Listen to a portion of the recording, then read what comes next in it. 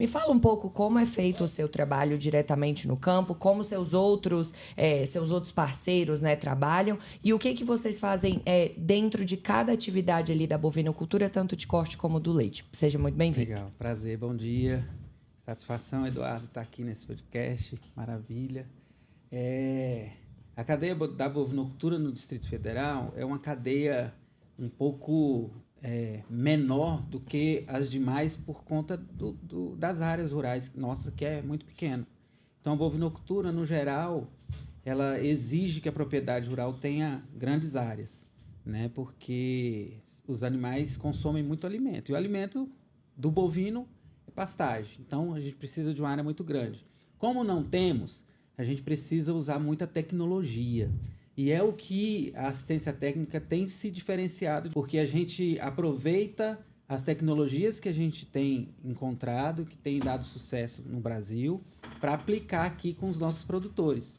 Então, por exemplo, no ano passado eu tinha um produtor que ele tinha, em média, 4 vacas, era ele e a esposa, 4 vacas produzindo 20, 22 litros, 25 no máximo.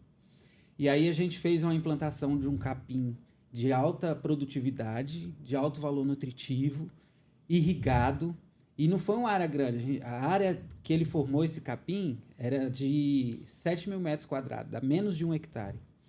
E aí, quando ele colocou esses animais para pastejar ali, ele me mandou mensagem sorrindo, de orelha a orelha, dizendo: Marco, pelo amor de Deus, com as mesmas vacas que eu tinha, hoje eu consegui tirar 50 litros. Ele falou: não Uau! acredito que eu consegui alcançar. Eu falei: é isso aí, cara, é tecnologia, a sua persistência, você acreditar naquilo que a assistência técnica no Senar apresenta. O mérito é seu também. Você acreditou, você apostou, você investiu e o resultado vem. Quando a gente trabalha, o resultado vem. E a assistência técnica faz exatamente isso, sabe, Eduardo?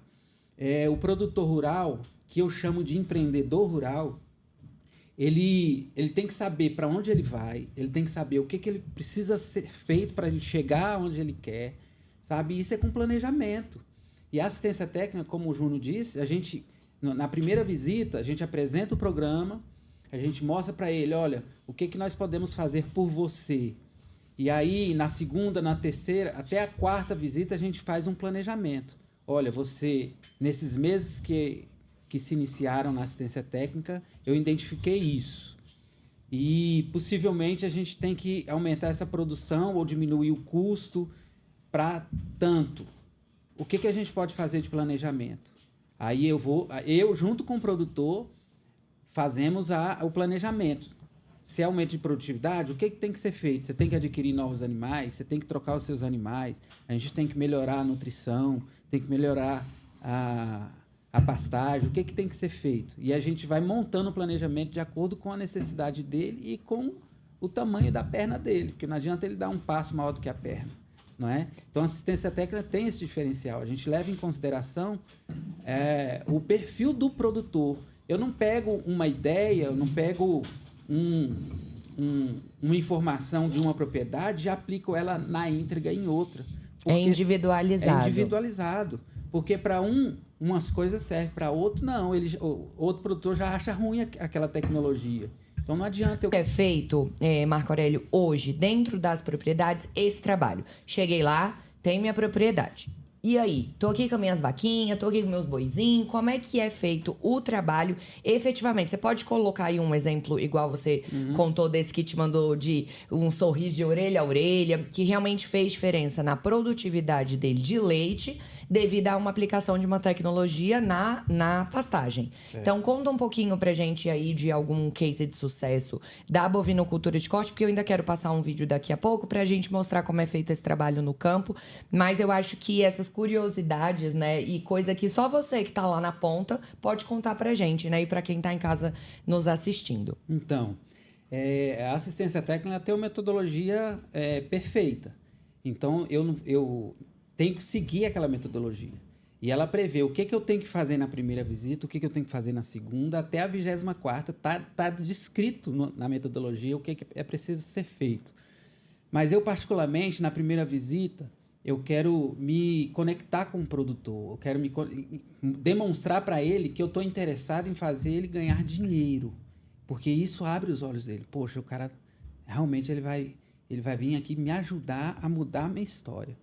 E aí na primeira visita eu foco em preencher os formulários que são necessários, a documentação, pegar a assinatura e conhecer a propriedade. E aí teve uma vez que até caí do cavalo, porque andando Literalmente? Literalmente. Andando na pastagem, o pasto era em morro, e nesse sobe e desce, o cavalo suou, a sela frouxou e virou, moço, me jogou no chão, numa descidona, assim, mas tudo bem, faz parte, né? Faz São parte, ossos do olha ofício. aí, ossos do ofício. Gostei. Então, Vou criar um quadro aqui.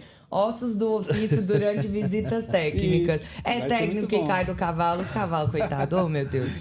Então, assim, eu passo a conhecer a propriedade e ver, assim, eu já consigo ter uma visão da onde tem alguns problemas que podem ser indicados soluções. E aí é nesse ponto que a gente consegue conquistar um pouco da confiança do produtor. Porque eu estou dando uma dica simples para ele na primeira visita e que, às vezes, no mês seguinte, quando eu for voltar, eu já tive algum resultado. Por exemplo, é fatal isso. Todo coxo de água é cheio de lodo, é cheio de sujeira. E aí já fica a dica para quem está assistindo. Fala, olha, eu tenho uma dica legal aqui. Você dá trabalho lavar esse coxo aqui? Dá demais. A gente toda semana tá lavando, mas o tempo inteiro com lodo, que não sei o quê. Então você vai fazer o seguinte, você vai lavar bem. Quando você encher, você joga um pouco. Aí depende da quantidade de água que tem. Você joga um pouco de cal virgem nesse coxo. Você vai ver que vai ficar aí mais de mês sem criar lodo. E a água fica limpa igual de piscina, por causa do coxo. E aí o que isso influencia? O trabalhador rural, ele não tem que estar toda semana se dedicando... Tempo. E tempo é dinheiro. O tempo que o cara tá gastando para lavar o coxo ali, que se ele lava uma vez por semana e a fazenda tem 10 coxos, quanto tempo que ele gasta só para lavar coxo? E aí o tempo que ele estaria disponibilizando para lavar o coxo, ele está fazendo outra coisa. Porque ele não deixa de fazer a outra coisa para lavar a coxa. É uma coisa a mais que ele tem que fazer naquele dia. Entende? E aí, então na primeira visita, eu conheço a propriedade, preencho a documentação, faço o cadastro no sistema e já faço as indicações do que eu vou precisar daqui para frente. Todos os meses eu vou precisar das suas informações financeiras. O que você comprou, o que você vendeu, o que houve de movimentação no rebanho, de venda, de morte, de nascimento. E é um desafio, né, Marco? Fazer o produtor entender que ele tem que passar esses dados para ele, porque o produtor é desconfiado.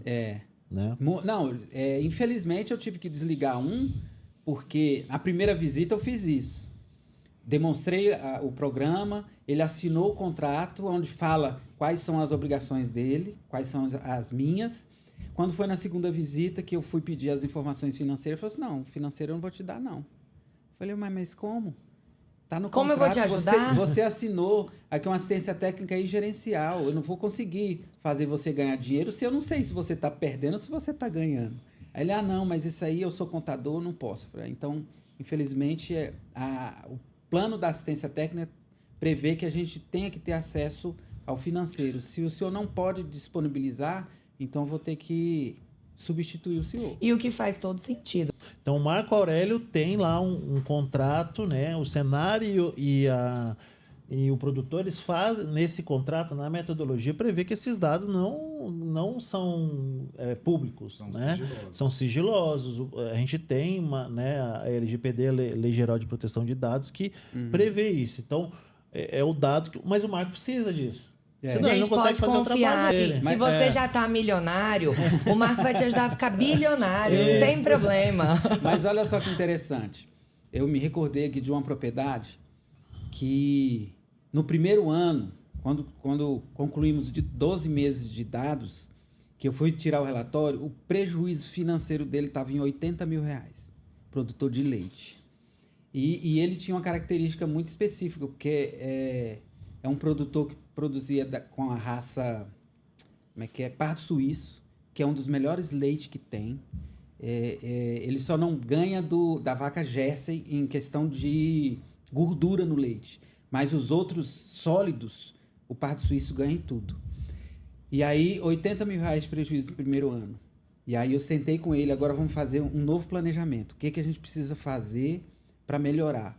Com o seu rebanho, e aí a gente faz, a média das vacas está tanto, você tinha tantas % de vaca em lactação, a gente tem que mudar várias coisas aqui. Aí fizemos um trabalho de reprodução para que ele tivesse mais de 70% das vacas em lactação e melhoramos um pouco a questão da alimentação do rebanho. Então, assim, eu consegui aumentar a produtividade dele sem ele precisar de comprar uma vaca. Só fazendo adequações no que ele já tinha. Eu coloquei mais vacas em lactação durante o ano e fiz com que elas produzissem mais leite, porque elas tinham genética para isso. E aí, no segundo ano, ele passou a ter um resultado positivo em R$20 mil. Então, saiu de um prejuízo de 80 para 20 de lucro. Entende? Agora, se eu não tivesse acesso às informações financeiras, como é que eu ia falar isso para ele? E ele achava que estava quase empatando. Entende? Como ele era um produtor de grãos também, então mistura toda a conta ali. É isso, não sabe de onde está vindo.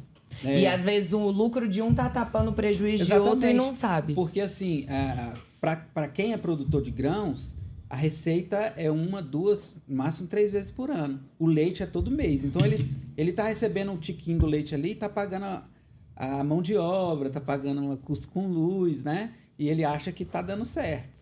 Mas quando a gente vai colocar no papel e ver realmente o que está acontecendo, a história, de repente, é diferente. E né? a gente percebe, voltando no que o Júnior falou, que isso muda a história da família.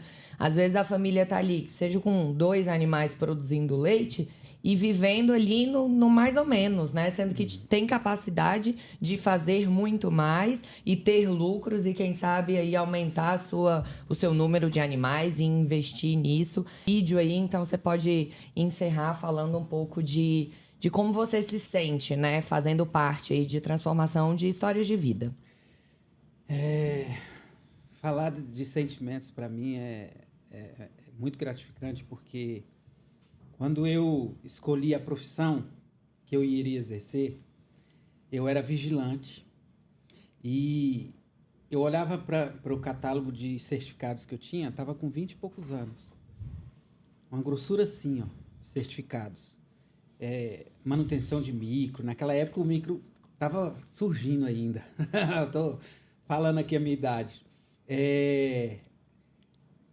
Audiovisual, para fazer filmagem. Tinha um monte de curso e nada que eu arrumava emprego. Meu Deus, como é que faz? Você veio parar num podcast, tá vendo? Tá vendo? E aí surgiu a oportunidade de eu fazer um vestibular e eu fui fazer o vestibular para testar como é que é uma prova de vestibular. E passei. E eu falei, agora não tem mais para onde vou correr. Ou eu faço dar certo essa profissão, ou então eu desisto. E aí, desde o primeiro semestre, eu comecei a estagiar. Do primeiro semestre que eu entrei, eu já colei com o professor e andava com ele. Foram 5 anos eu estagiando, só que era na cadeia de ovinocaprinocultura, que eu fiquei muito, muito conhecido aqui em Brasília nessa cadeia. E é um prazer muito grande quando eu chego na área rural, sinto aquele cheiro de bosta de vaca, de capim molhado, sabe? Parece que, assim, o estresse da cidade, desse trânsito maluco, parece que ele é minado pelaquela presença dos animais, pelo cheiro, né?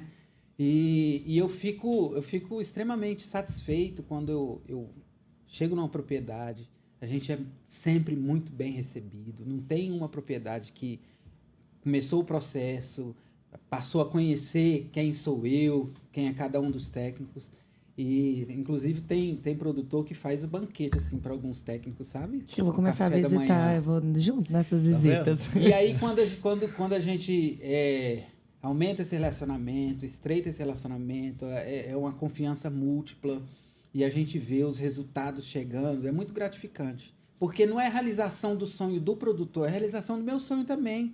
Eu estou colocando em prática aquilo que eu estudei, aquilo que eu me dediquei, e estou vendo que o meu esforço em estudar, em buscar conhecimento, em buscar especialização, ele está sendo frutífero, abençoando ou fazendo com que as pessoas a quem eu estou à volta estão podendo usufruir daquele esforço meu, sabe? Isso é muito gratificante. Inclusive, Eduardo, eu concluí uma pós-graduação ano passado em neurociência, desempenho e comportamento, exatamente para eu partir para esse ponto. Aonde que eu posso ajudar o produtor na questão de relacionamento? Porque esse é o principal gargalo em qualquer cadeia. É o relacionamento do patrão com o colaborador, que tem ficado cada dia pior, porque a mão de obra rural tem ficado escassa. Então, o patrão ele tem que se adequar a quem está querendo ainda produzir, a estar lá com ele. E aí é um desafio muito grande, porque todos os dias a gente escuta produtor rural falando, estou com dificuldade de mão de obra, você tem alguém para indicar? Todos os dias. E aí é outro ponto que a gente está tentando trabalhar junto com os produtores. Uau, eu no começo achei que ele ia chorar, ia me fazer chorar, porque eu não posso ver ninguém chorando, e eu ia chorar nesse podcast, mas parabéns por essa paixão, parabéns por ter descoberto algo que realmente, através do que você investiu, vai fazer diferença na vida das outras pessoas, porque hoje a gente vê um mundo um pouco egoísta, né? Então, quando tem um propósito que o que a gente vai fazer vai mudar a vida de outras pessoas, faz todo sentido. Então, parabéns. Isso. Parabéns ao Senar, né? Por ter um técnico tão capacitado, por manter ele aí motivado e buscando esse conhecimento. Então, novamente, parabenizo o seu trabalho, Eduardo, que hoje está aqui como meu apresentador, mas você não deixa de ser superintendente. Então, esse trabalho também... Eu não deixo de ser técnico também. Esse gosto de chegar na fazenda, da bosta da vaca, do cheirinho... Eu tenho até sentido falta disso. Às vezes eu falo pro pessoal aqui. Mas... Eu tô preferindo o do banquete, de comer. Essa parte eu posso deixar com vocês por enquanto. Mas parabéns, de verdade. Esse trabalho em conjunto, né, que todo o sistema FAP-Senar tem feito, a gente percebe que tá fazendo diferença na ponta. E para mim é uma honra receber uma pessoa com tanta paixão como você. E aí a gente vem ao seu trabalho, né, que faz toda a diferença, porque você coordena um grupo de técnicos grande. Então, quero agradecer a sua presença, Júnior, e também você falar um pouco desse seu trabalho e deixar aí os contatos para as pessoas que estão interessadas. Isso, muito obrigado a todos. Foi um desafio muito grande quando tive o convite para fazer parte desse time do ATEG, da coordenação. Nosso superintendente, Eduardo, ele acreditou no trabalho e acredito também que ele ainda tem esses votos de confiança, que isso é muito importante para nós. E que, para aqueles que têm o interesse, entre em contato conosco. Vocês podem entrar pelo telefone 61 3047 5406 ou 3047 5408. Ou pode também estar nos procurando pelas redes sociais, Sistema FAP-Senar DF. Ok? Então, procure, entre em contato conosco, que nós vamos dar os maiores detalhes aí para que esse produtor possa estar fazendo parte aí desse time aqui do nosso ATEG do Distrito Federal. Presencialmente também, né, Júnior? Eles podem vir aqui. O Senar, ele fica aqui no Parque de Exposições da Granja do Torto. Então, a gente funciona das 8 ao meio-dia e da 1 até as 17 horas. Então, o produtor pode vir aqui. O produtor está sempre convidado a vir aqui. Aqui a gente faz questão de dizer que aqui é a casa do produtor rural. A gente sempre tenta recebê-los da melhor forma possível e chama quem quiser participar aqui dos nossos cursos ou da assistência técnica, nos procure aqui a qualquer horário aqui, que vai ter sempre alguém que vai poder atender vocês. Maravilha. Achei ótimo. Eu tô dizendo, eu quase deixei ele já encerrar o podcast. Eduardo, mais uma vez, muito obrigado pela sua presença. E hoje dividir, né, essa bancada do lado de cá com você, apresentando, mas ao mesmo tempo acrescentando tanto como você sempre faz. Muito obrigada. Obrigado pela sua presença. Obrigado por esse espaço tão gostoso aqui de bate-papo, de trazer aí um pouco do que as pessoas estão vivendo lá no campo e essas novidades, né, que a gente está sempre buscando aqui nesse podcast. Muito obrigado pela sua presença. Eu que agradeço, né? Hoje, substituir o Marcelo aqui não é fácil. Eu já vi que o negócio aqui é complicado. Mas agradecer ao Júnior Marco Aurélio, porque muitas vezes a gente fala aqui, né, na linha de gestão, os dados foram esses, os números foram esses e são excelentes, a gente está crescendo, mas alguém está lá na ponta executando o trabalho. Então, A gente tem profissionais como o Marco Aurélio apaixonados, que nem o Júnior, né? Como o Júnior falou, a gente acreditou que ele pudesse ser um bom coordenador de assistência técnica e ele vem desempenhando um trabalho excelente. Mas a gente tem na ponta, né, pessoas apaixonadas como o Marco Aurélio, que ou em algum momento são ligadas ao meio rural, entendem o que estão fazendo, né? Muitas vezes são filhos, netos de produtores rurais, são pessoas que têm realmente o DNA do campo, né, no seu dia a dia. E a gente vai fazer, né? Hoje foi meio rápido aqui, porque, né, infelizmente a gente teve um problema com outros convidados, mas a gente vai fazer uma série de conversas aqui, e aí vai estar o Marcelo aqui, eu vou também dar uma folga, porque, né, mas nós vamos trazer os outros técnicos, né, a gente tem, assim como o Marco, diversas outras cadeias para discutir, diversas outras histórias bacanas para contar, né. Esses dias eu fiz uma entrevista, né, num jornal aqui de Brasília, e aí uma pessoa botou lá, na rede social, mas a gente sabe que tem muita besteira que escreve, a pessoa botou assim, fui atendido, não vi diferença nenhuma, né? Sempre tem alguém para fazer algum comentário assim. Mas aí a gente volta naquilo que a gente fala sempre, nem todos os casos vão ser de sucesso, né? Nem todo atendimento, o Marco falou, foi no segundo atendimento ele desligou o produtor. Então, é necessária a cumplicidade. Não adianta o produtor achar que o Marco Aurélio vai resolver todos os problemas dele. Exatamente. Ele vai dar o caminho, ele vai dar a direção. Mas a gente precisa que o produtor faça a sua parte também. Então, a gente está aqui para ajudar nisso, né? Agora, o Marco Aurélio não vai pegar na enxada, o Marco Aurélio não vai tirar leite para ele, né? O produtor tem que entender esse processo. Ele tem que aplicar, né? Infelizmente, a gente não vai ter sucesso em todos os casos, né? Mas a gente tem muito mais êxitos do que hoje casos ruins, né? A gente tem um ou outro pontual que não dá certo, mas a gente está tentando acertar e eu acho que o programa ele só cresce e cada vez a gente tem mais casos de sucesso. E aí eu queria só aproveitar, né, para fechar aqui, mandar um abraço para o nosso amigo Mansueto Lunardi, que já foi nosso superintendente aqui no Senar há uns anos atrás, né? Acho que uns 10 anos atrás aí. E ele está sempre nos prestigiando, é o nosso presidente do Instituto FAP, é um dos membros da nossa diretoria aqui da federação, um grande amigo, um grande conselheiro, para mim sempre, né, me dá bons conselhos, né? A gente está falando de conselho e produtor rural, a gente também tem que sempre ouvir as pessoas mais experientes, e o Mansueto é um grande parceiro, eu queria desejar um feliz aniversário para ele, né? E muita paz, muita saúde para que ele possa continuar aconselhando a gente por muitos, muitos anos. Muito bom. Tá falando que ele já nasceu para ser apresentador, né?